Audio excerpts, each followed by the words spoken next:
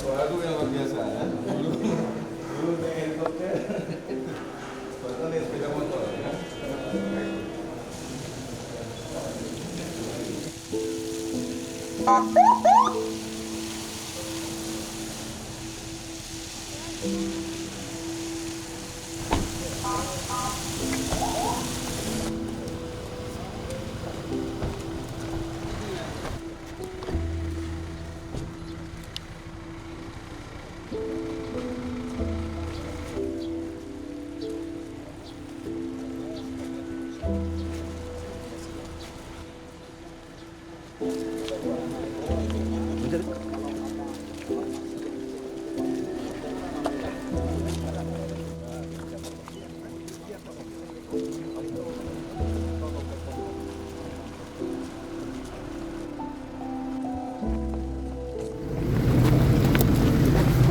Pak, ini kan kita telah melihat persawahan masyarakat rusak nih Pak akibat banjir. Ini bagaimana nanti dari pemerintah pusat sendiri untuk pemulihan pertanian ini nanti Pak? Pertanian, kalau pemulihan pertanian saya koordinasi dengan Pak Menteri Pertanian. Dia udah punya konsep akan memetakan semua sawah-sawah yang ada di Aceh, Sumatera Barat, kemudian di Sumatera Utara yang terdampak. Kan beliau ada punya program sekarang, program untuk swasembada pangan, itu anggaran besar, Dewa Presiden. Ya. Ada dua mekanisme, yang satu optimalisasi lahan, yang kedua cetak sawah. Optimalisasi lahan itu yang lahan yang sudah ada, sawah yang sudah ada, dioptimalkan. Misalnya diberikan benih, kemudian diberikan pupuk, irigasi, dan lain-lain. Nah, kita lihat kalau cetak sawah lebih sudah saya lagi. Mengkonversi dari yang tadinya hutan misalnya ya, menjadi sawah. Nah, itu lebih lama. Jadi kalau sawah yang terdampak seperti di Aceh ini, ya ini masuk program nanti optimalisasi lahan itu. Jadi direvitalisasi lagi, artinya nggak perlu buka baru lagi gitu kan. Tinggal untuk membersihkan lumpurnya. Setelah itu nanti ada teknik-teknik. Mentan Pak Amran udah paham banget itu. Beliau kan jagoan di situ. Itu dibersihkan lagi lumpur-lumpurnya. Setelah itu nanti akan diberikan bantuan benih, irigasi, kemudian pupuk, alat alsintan, alat mesin pertanian, macam-macam akan didukung. Ini kan Nanti akan rapat minggu depan, saya akan rapat.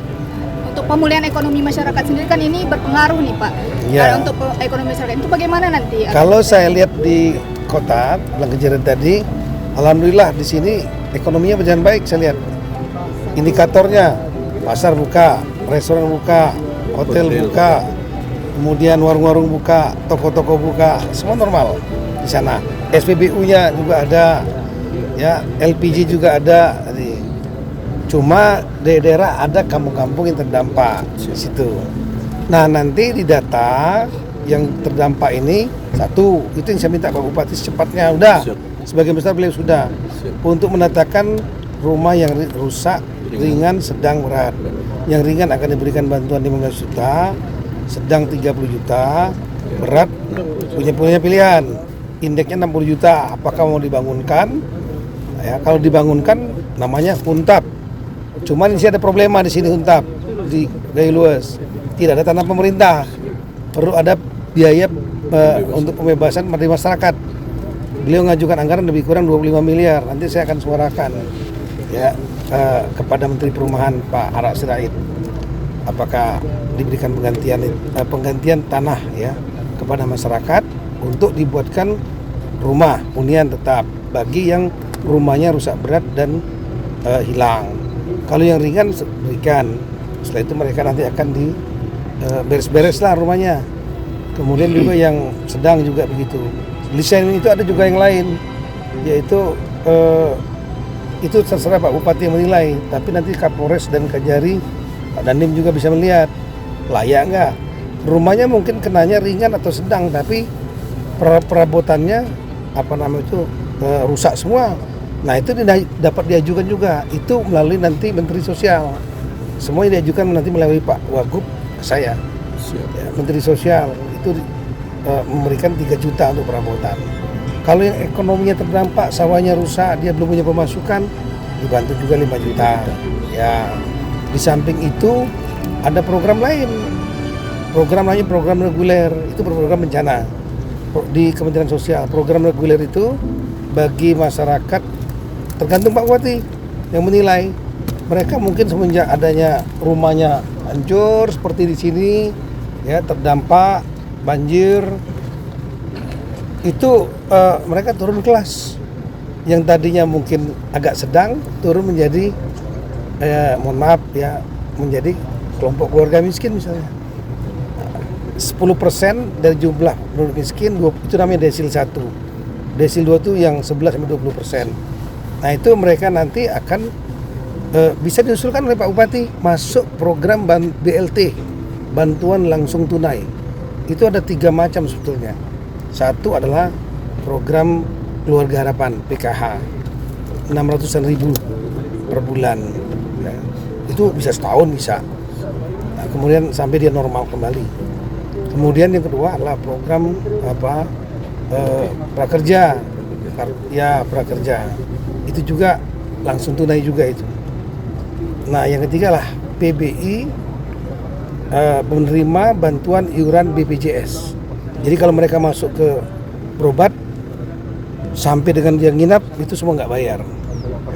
Pak Gubernur yang lagi ngajukan juga, gimana kalau semuanya daerah bencana ini sementara nggak usah, baik yang dia bayar, biasanya PBI itu bayar sendiri atau dibayarkan oleh pemerintah. Kalau yang kaya-kaya ya bayar sendiri kan. Nah itu beliau mau mengusulkan bagaimana semua daerah bencana sementara terima aja semua tanpa bayar. Nah, tapi kalau menurut aturannya yang mampu itu bayar. Ini sudah dia nggak terdampak, mampu pura-pura lagi kan. Nah, Pak, untuk pemulihannya kan Gayo Luas ini tercukup bilang agak susah nih Pak, karena akses jalan rusak, pemerintah di kecamatan juga itu bagaimana nanti Pak? Jalan darat kan sudah terbuka. Yang terakhir kemarin Belang Kejeren sampai Kota Cane sudah terbuka, cuma harus dijagain longsor-longsornya ini, alat beratnya. Kemudian kemarin kan logistik semua, untungnya ada bandara, logistik melalui udara.